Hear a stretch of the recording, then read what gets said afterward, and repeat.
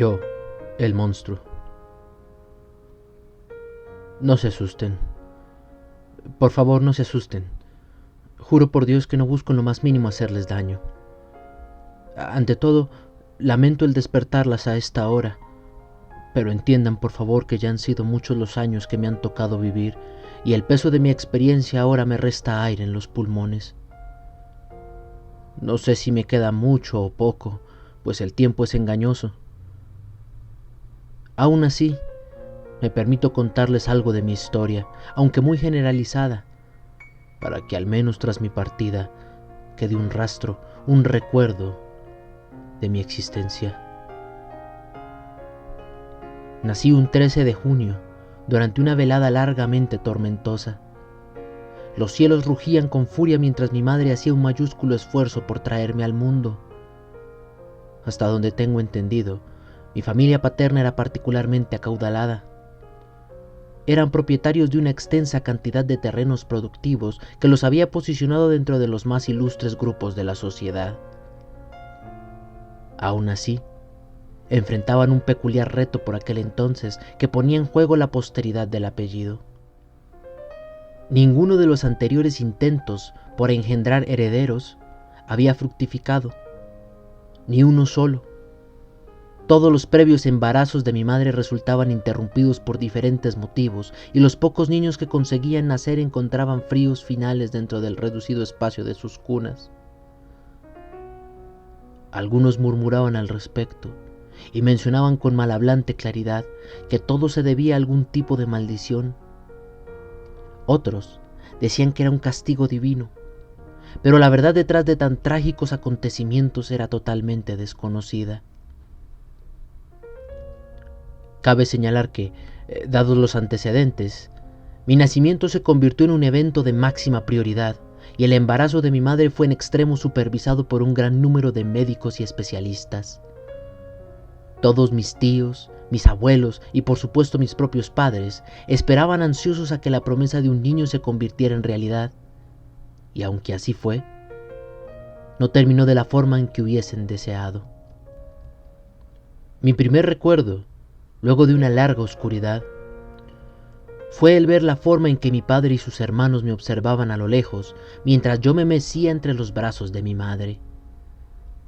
El llanto de mis abuelos resonaba desde los pasillos y los gritos de terror de los empleados huyendo por la puerta principal me irritaban los oídos. Dicen que la partera enloqueció luego de recibirme y que los doctores que revisaron a mi madre sudaban fríamente al verme en la cuna sin poder dar razón de lo que veían. Poco tardaron mis familiares en desaparecer de la casa, junto con todos los demás empleados que no lo habían hecho antes,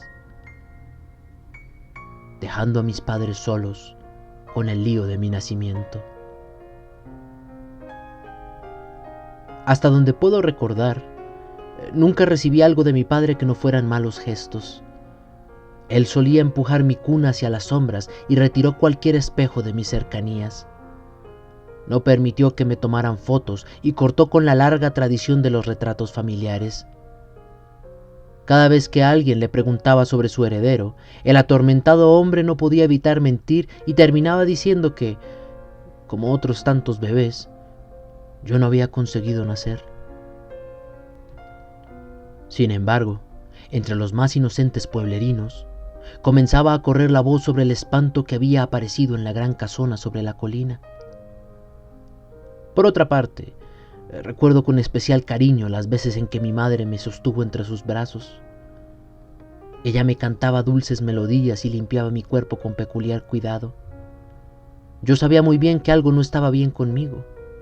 Algo en las reacciones de quienes me rodeaban me daba a entender que en mi forma y aspecto no había un atisbo de naturalidad. Aún así, todos aquellos pensamientos desaparecían cuando estaba con mamá, quien a medida que crecía se terminó convirtiendo en la única persona capaz de sostenerme la mirada y de tomarme de la mano. Solíamos asolearnos en el jardín interno, contradiciendo los deseos de mi padre, quien siempre buscó mantenerme oculto. Ella me enseñó a cuidar de las flores y a cortar con cuidado las hiedras. Gracias a ella supe cómo alimentar a los ratones y a las aves para así conseguir ganarme su amistad. Aunque, al igual que muchas personas, eran pocos los animalitos que se aventuraban a acercárseme. Cuando cumplí 10 años, al fin me dieron mi propia habitación. Mi madre quería, por temor a lo que pudiera ser mi padre, que fuera la habitación continua la suya. Pero él, frío e inmisericorde, designó un gabinete en el sótano como mis nuevos aposentos. El lugar era angosto, húmedo y oscuro. Aún así, era mi cuarto, y aprendí a valorarlo como tal. Nunca se me permitió comer con ellos en el comedor, y tenía rotundamente prohibido ir más allá de la sala de estar. El tener que subir y bajar escaleras dentro de mi limitado espacio me demostró que la extraña condición de mis piernas era más seria de lo que podía haber considerado, y poco a poco, entre más pasaba el tiempo, fui dándome cuenta de todas las características que me distanciaban de mi padre, quien se hundía progresivamente en el embriagante efecto de su desprecio. Una vez, mi madre me enseñó a sostener una bandeja con vasos para así poder ofrecerle un trago a mi padre y conseguir así algo de gracia ante sus ojos. «Hasta un mono puede hacer trucos», me dijo él aquella vez, y con un ademán de su mano indicó que me retirara, sin considerar en parte el esfuerzo que había hecho para mantener los vasos en su lugar. Fueron muchas más las tentativas de mi parte para intentar agradarle a mi padre, pero vez tras vez me vi rechazado y en algunos casos incluso golpeado.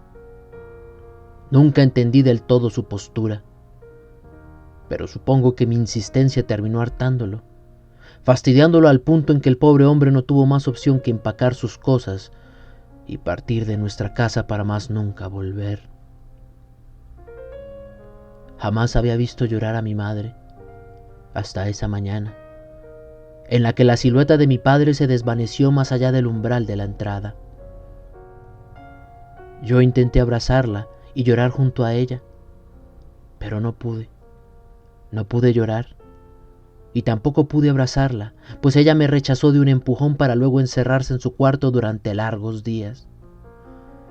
Mi madre tardó un poco en recuperarse, pero lo consiguió. Me explicó entonces que ahora éramos los dos solos trabajando para sobrevivir.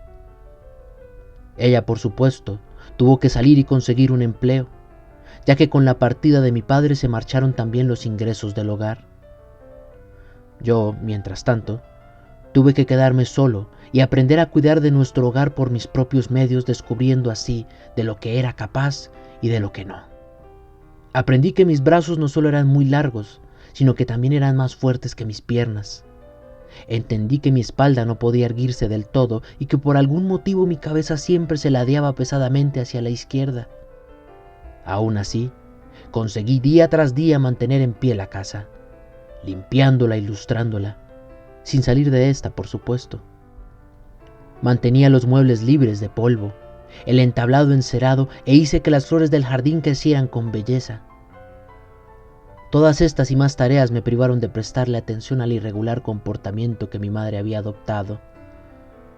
Nunca supe cuál había sido su trabajo en la ciudad, pero todas las tardes regresaba justo antes del anochecer, apestando a tabaco y al tope de alcohol. Ella, dentro de su percepción embriagada, revisaba superficialmente mi trabajo y me recordaba siempre mantenerme alejado del tercer cuarto a la derecha del segundo piso, cosa que siempre hice. Así pasó el tiempo sin que yo me diera cuenta, haciéndome más cercano al cuidado de la casa y al mismo tiempo alejando a mi madre de ésta, hundiéndola en sus vicios. Yo escuchaba desde mi habitación en el sótano cómo ella lloraba y maldecía su suerte, desahogando toda su frustración a gritos y lamentos. Pero cada vez que me veía, disfrazaba su dolor con una sonrisa y me aseguraba que todo estaría bien. Los fines de semana jugábamos en el jardín y los domingos, luego de que ella regresara de misa, me leía historias y poemas que yo memorizaba con ahínco, ya que nunca conseguí leer por mi cuenta. Fue así que pensé, por un tiempo al menos, que mi vida podría seguir así para siempre sin problemas. Pero cuán equivocado estaba. Como de costumbre, esperé a mi madre en un rincón de la cocina, aguardando a su regreso para poder ofrecerle algo de té. Mas el sol se puso en el horizonte y ella no llegó. Esperé durante horas, días, semanas, pero nunca la vi entrar de nuevo.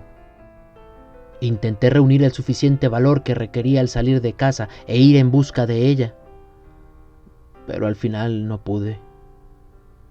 Nunca fui capaz de salir y encontrarla. Permanecí en esa enorme casona, solo, tratando de mantenerla en pie para el día en que mi familia regresara. El clima hizo estragos en más de una ocasión, y la vegetación del jardín se atrevió de más, extendiéndose por todos lados. Traté cada parte de la casa con cuidado y descuidé la cuenta de los días al punto en que el mundo a mi alrededor había comenzado a cambiar, dejándome atrapado en el olvido. Me tomó un poco más el entender que ahora estaba solo. No me precio de ser muy listo, pero una vez la lucidez llegó, no pude evitar verme tentado ante la idea de aventurarme a aquel cuarto al que mi madre alguna vez me prohibió entrar. Pero cierto incidente interrumpió mis intenciones. Luego de quién sabe cuánto tiempo, 2 personas se habían aventurado al interior de mi casa, buscando refugio de una pesada lluvia que asolaba los caminos. Los viajeros, cargados con costales de ropa vieja, irrumpieron rompiendo el cristal de uno de los ventanales. Empapados de pies a cabeza, con un aspecto deplorable y con una apariencia no muy amistosa. Aún así, sentí que no era correcto privar al necesitado de ayuda. Fue por eso que, tal y como alguna vez lo hice por mi padre, me les acerqué con una bandeja cargada con copas de vino tinto y un trozo de pan para cada uno.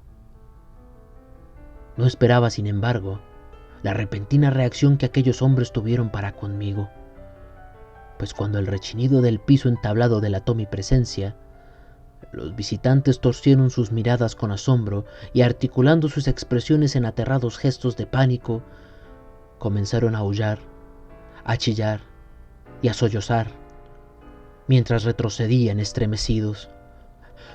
¡Monstruo! ¡Monstruo!, gritaron ellos mientras me señalaban.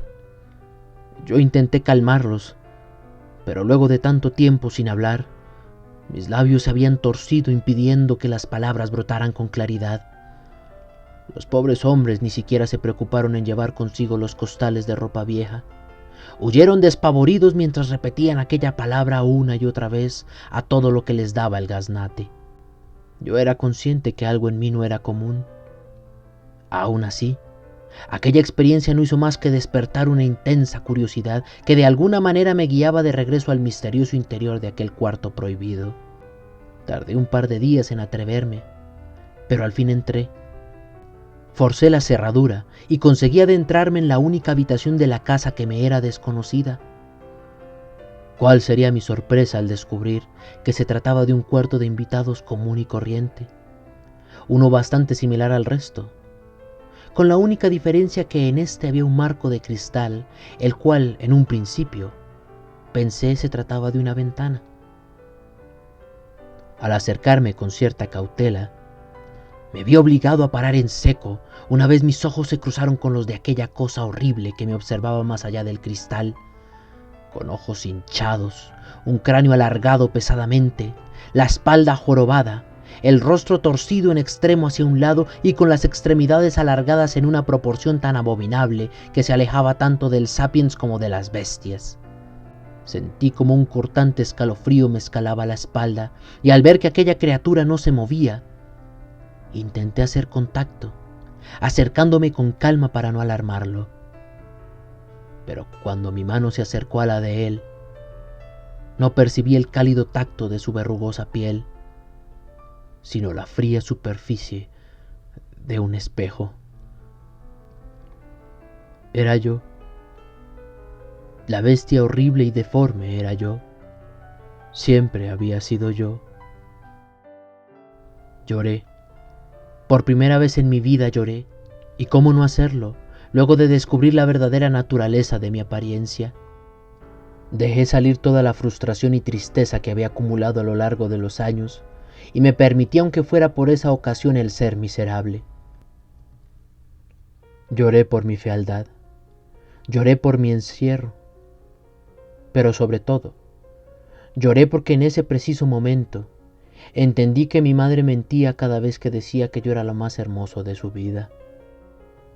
Fue desde entonces que decidí hacer de las sombras mi refugio y de la soledad mi constante normalidad.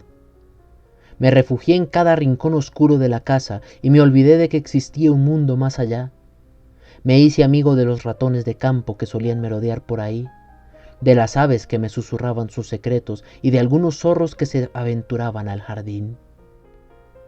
Nunca tuve problemas con los animales más grandes, pues tanto a los osos como a los lobos el instinto les punzaba con intensidad una vez veían mi rostro. No fue la mejor de las vidas, pero fue la que me tocó vivir. Permanecí recluido durante tanto tiempo que el recuerdo de mi existencia se convirtió en un cuento. Me olvidé del sonido de las voces y de la fragancia de los perfumes. Quebré el espejo del cuarto prohibido y evité con todas mis fuerzas el volver a ver mi reflejo. Así fueron mis días, interrumpidos de vez en cuando por algún temeroso niño que intentaba probar su valía buscando al monstruo de la vieja casona. Pero nunca se atrevían a entrar. Una vez, sin embargo, sí hubo otra intromisión. Mientras yo charlaba con un viejo zorro que me había traído bayas, un trovador buscó refugio entre mis pasillos. El hombre, quien no fue bien recibido en ninguna posada local, se rehusó a creer en cuentos y en necesidad de un descanso, prefirió arriesgarse, aunque, juzgando por su palidecida expresión, todas aquellas fábulas y leyendas de terror se convirtieron en realidad para él una vez me vio emanar de entre las profundas sombras del recibidor. No hubo gritos ni chillidos de pánico, solo una breve súplica susurrante con la que el trovador me pidió no maldecirlo por su irrespeto. ¿Maldecirlo? ¿Cómo haría yo semejante cosa? Lo tranquilicé con un gesto de manos y le brindé algo de vino. Él lo aceptó un tanto aliviado y a cambio de su estadía me ofreció cantos como pago. Yo, que llevaba años sin disfrutar de una conversación, acepté de inmediato y compartí con él parte de mi reserva de frutos al amparo de un cálido fuego. El trovador me contó la historia de su prolongado viaje por la tierra en busca de su amor perdido. También me compartió su nombre, Neil, y luego preguntó el mío.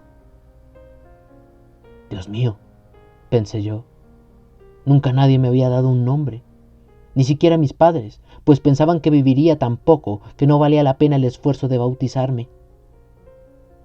Entonces pensé en los viajeros y en aquello que me gritaron con pavor. Monstruo, le respondía Neil el trovador. Mi nombre es Monstruo. El trovador se quedó conmigo un par de días. Me enseñó algunos versos y antes de su partida le di los costales con ropa que los viajeros habían abandonado. Algún día volveré, mi amigo, me dijo él con seguridad en su voz. Y yo le creí. Por un tiempo. Solía deambular por la casa tratando de recordar los poemas que Neil me había enseñado, y así fue hasta que el paso de los días los borró de mi mente casi por completo. Pasarían años antes de que algún tipo de señal de vida se manifestara en las cercanías, hasta que una noche, tomándome por sorpresa, un atemorizado llanto me despertó de mi letargo y me llevó hacia el patio trasero de la casa. Allí, una joven dama, con elegante pero maltratada vestimenta, yacía sentada sobre las hojas secas, atormentada por la idea de haberse perdido en el campo a mitad de la noche. Supe de inmediato, al momento de acercármele y ofrecerle ayuda, que ella no podía verme. Después de todo, no reaccionó con pavor una vez estuve fuera del alcance de la oscuridad. No debería tener más de 20 años, y sobre su dedo sobresalía el brillo de una sortija, un brillo que reemplazaba la ausencia de resplandor en sus ojos. Ella controló sus nervios y se presentó como Alice, quien, tal y como yo sospechaba, era ciega desde los 8 años. «Yo soy Monstruo», le dije con cordialidad, «y con sumo respeto, señorita, agradezco que sus ojos no puedan verme, pues de lo contrario, no estaríamos teniendo esta conversación». Ella sonrió ligeramente y limpió las lágrimas de sus mejillas. Luego, procedió a contarme que, tras un pequeño viaje de campo con su esposo y algunos amigos, el coche que la transportaba se había averiado y el ataque de unos gigantescos lobos la forzó a escapar, dejándola perdida en el campo. «¿Qué es un coche?», me pregunté, mas no insistí en la duda, pues los pequeños puntos luminiscentes que brotaban en la lejanía captaron mi atención. Detrás de estas luces emanaban voces desesperadas que clamaban el nombre de Alice de manera casi perceptible a causa de la distancia. Entre ellos y la joven había un campo alargado, boscoso y oscuro que presentaba en efecto un grande peligro para Alice. Fue por eso que, conmovido por su situación, me ofrecí a acompañarla hasta dar con su esposo, evitando así que se arriesgara en el camino. La joven Alice admitió que le agradaría mucho la compañía, mas se avergonzaba de exponerme a los animales salvajes del campo. Pero esto no importaba. Después de todo, ningún lobo, perro u oso se me había acercado en las últimas décadas. Le ofrecí mi mano para que se levantara, y aunque intentó disimularlo, su expresión no pudo ocultar el hecho de que mi malformación y talla la habían impresionado. Mas para mi grata sorpresa, ella no dijo nada, ni demostró mayor malestar. Todo lo contrario, se aferró de mi gancho y caminamos juntos, con cierta torpeza he de decir, por el trecho que la separaba de sus seres queridos. Decenas de gruñidos y ruidos se amontonaban tras los arbustos, resonando con frustración, pues todas las fieras nocturnas buscaban clavar sus fauces en la señorita. Mas a causa de mi compañía, ninguno de ellos se atrevía a tan siquiera acercarse. Al fin, cuando estuvimos cerca, uno de los amigos de Alice la divisó a la distancia mientras iluminaba el camino con una pesada lámpara de queroseno. La señorita, por su parte, gritó el nombre de su esposo mientras agitaba los brazos al aire. Y antes de que los caballeros llegaran a su auxilio, la joven Alice se giró hacia mí y con una tierna sonrisa en la boca me agradeció por toda la ayuda prestada. Luego me pidió que le permitiera tocar mi rostro, pues sólo así podía hacerse una imagen de mi persona. Yo lo dudé, por supuesto, pero tras su noble insistencia, me acerqué al alcance de sus palmas con las que tocó mi rostro torcido, mi cráneo alargado, mis huesudos pómulos, mis hinchados hombros, los pocos cabellos grasientos que me crecían en la coronilla. Rozó la achatada nariz de cerdo que tenía y palpó las palmas de mis animalescas manos. Ella dibujó en su mente la imagen deformada de algo que estaba muy lejos de ser normal, pero aún así no se asqueó ni se inquietó.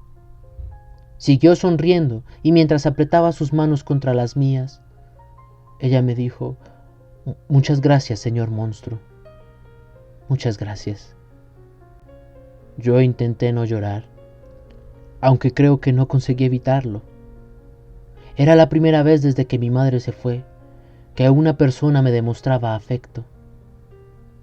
Pero como la experiencia me lo dictaba, los momentos felices en mi vida suelen ser breves. «¡Suéltala, inmundo!», me gritó el esposo de la señorita Alice antes de lanzarme un garrotazo a la cabeza. Sus acompañantes exclamaron con horror, mientras se hacían de rocas y palos que luego me tiraban con fuerza, como si fuera un animal callejero a quien se quiere espantar.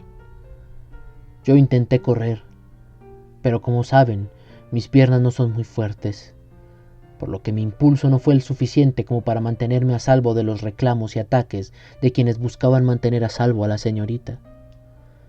Ella apenas si pudo prometer un volveré, que se ahogó entre los rabiosos gritos que la rodeaban. Yo regresé con prisa al resguardo de mi hogar y entendí que el mundo más allá de mis muros no estaba hecho para mí. Nunca me había alejado de mi casa y tras esta amarga experiencia nunca lo iba a hacer y nunca lo hice. Aún cuando años más tarde un centenar de hombres se hicieron de mi casa, rompiendo, martillando y moviendo sin piedad a las órdenes de un personaje de traje opaco. Yo no supe qué hacer, no me atreví a nada. Corrí desesperado a todo lo que daban mis malformadas extremidades y me escondí en el sótano, en aquel escondrijo que había llamado habitación durante décadas. Permanecí ahí, oculto entre el abrazo de las tinieblas y las memorias, ignorando todo choque, ruido y griterío, hasta que al fin, tras aguardar en un constante ayuno, se hizo el silencio y la soledad regresó momentáneamente a mi hogar. Me demoré un poco antes de arriesgarme al exterior del sótano, meditando entre el omitir y el actuar. Pero al fin lo hice, y cuando atravesé el portal de madera humedecida que delimitaba la línea entre los pisos, descubrí que la casa que había sido mi hogar durante años ahora era un teatro. La inauguración de este fue bulliciosa y pomposa, tanto que nadie se fijó en el esperpento que se escondía entre las sombras de cada saliente.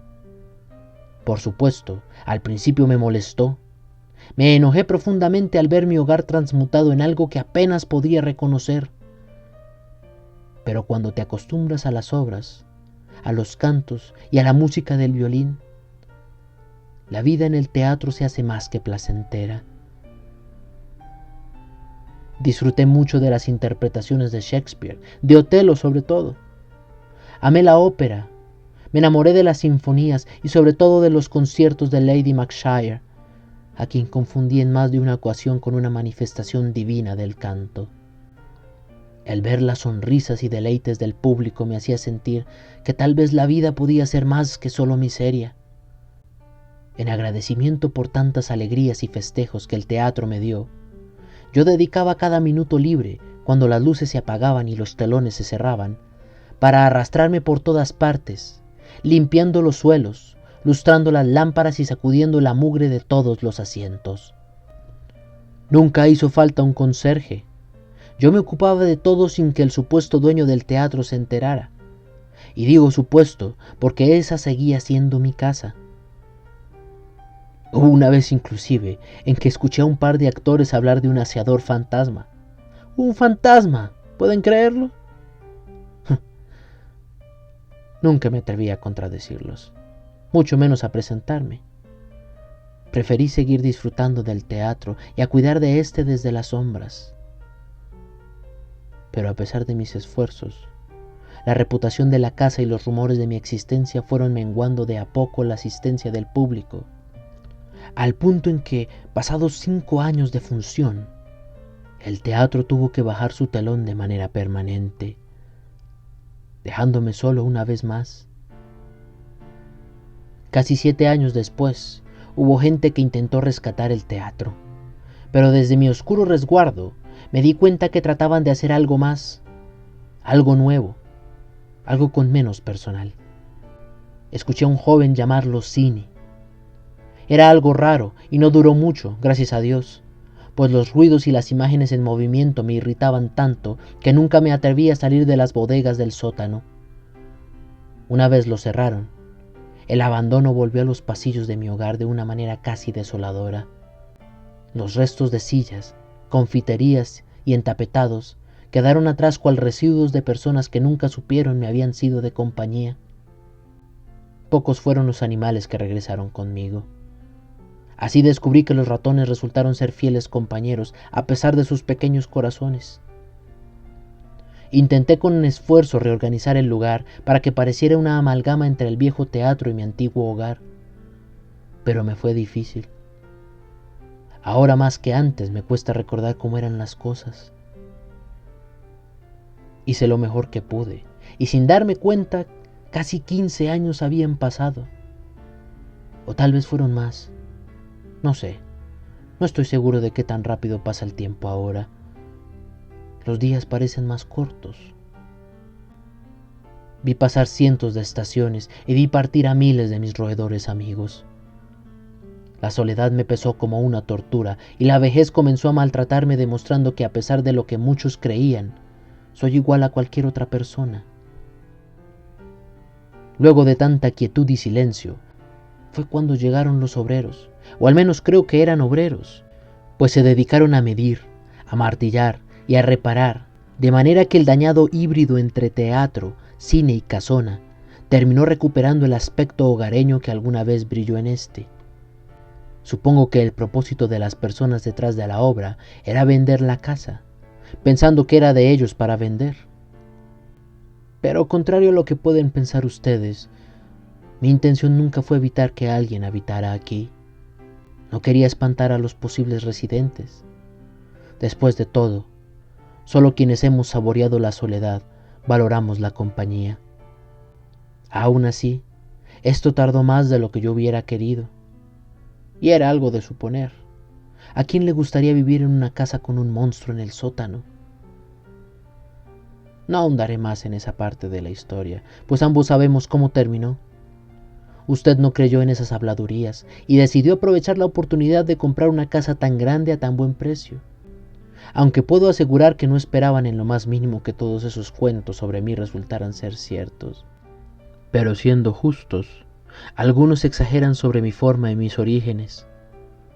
Nunca quise ser molesto o actuar como el espanto de la casa. De hecho, he intentado ayudar en lo que más he podido. Fui yo quien cuidó del jardín y quien evitó que la caldera del sótano explotara. Fui yo quien salvó a su bebé de ahogarse mientras dormía. Fui yo quien espantó a esos ladrones que querían entrar por el tejado. También fui yo quien mantuvo a raya a todos los animales salvajes de la zona. No obstante, era yo quien hacía crujir los muros y era yo quien susurraba entre las sombras. Como puede ver, mis intenciones nunca fueron malas. Al fin y al cabo yo nunca fui malo. Solo corrí con la mala suerte de haber nacido y vivido de esta manera. Muchos me llamaron monstruo, incluso yo lo hice. Pero ahora que he hecho un breve recuento de mi vida, me he dado cuenta que el juicio de la sociedad ha sido precipitado y que tal vez yo mismo me he permitido creer en mi propia monstruosidad. Pero en fin, ya estoy muy viejo para seguir con esta rutina y con esta vida. Como les dije, creo que ya no me queda tiempo y ya viví lo que debía vivir, para bien o para mal. Me siento débil, cansado, y veo que las peculiaridades de mi cuerpo se han visto aún más afligidas por la edad. Una vez más, mi querida señora, me disculpo por haberla despertado a usted y a su hija, pero le tenía pavor a morir sin que nadie supiera de mi existencia. Siempre he creído que solo el olvido es la verdadera muerte, y es por eso que sigo pensando en mi padre, en mi madre, en aquellos viajeros, en Neil el trovador, en la señorita Alice, en los actores, músicos y poetas del teatro, en los acomodadores del viejo cine y hasta en mis amigos los ratones. Yo ya debería retirarme. Todo ante mí comienza a hacerse oscuro y frío.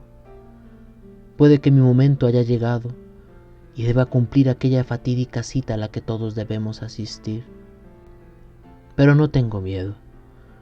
Por primera vez no tengo miedo. Al contrario, siento paz. Paz al fin. Cerraré mis ojos una vez más y espero que al abrirlos todo sea diferente, todo sea mejor.